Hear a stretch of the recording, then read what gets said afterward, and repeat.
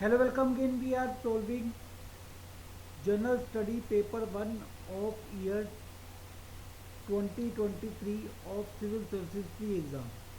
Question number 84 is consider the following statements in respect of the national flag of India according to the Flag Code of India 2002. Statement 1.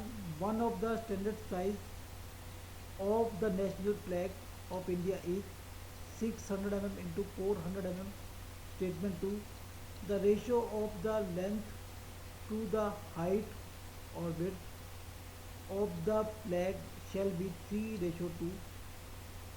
Which one of the following is correct in respect of the above statements? Option A.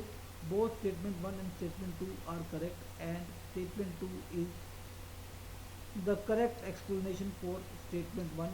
Option B. Both statement 1 and statement 2 are correct and statement 2 is not the correct explanation for statement 1. Option C. Statement 1 is correct but statement 2 is incorrect. Option D. Statement 1 is incorrect but statement 2 is correct. So here answer is the first statement is wrong. That statement one of the standard size of the national flag of India is 600 mm into 400 mm. So that is wrong statement. So answer is D. The statement 2 is correct, but statement 1 is incorrect. So the explanation is the ratio of the width to length of the Indian national flag is 2 ratio 3. This means that for every 2 units of width, the flag has 3 units of length. The flag is a horizontal tricolor with saffron at the top, white in the middle, and green at the bottom, all in equal proportion.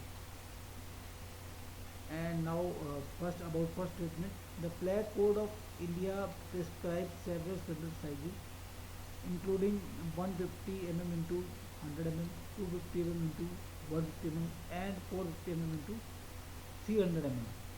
These sizes are intended for various purposes such as table flags, car flags, and flags for aircraft respectively.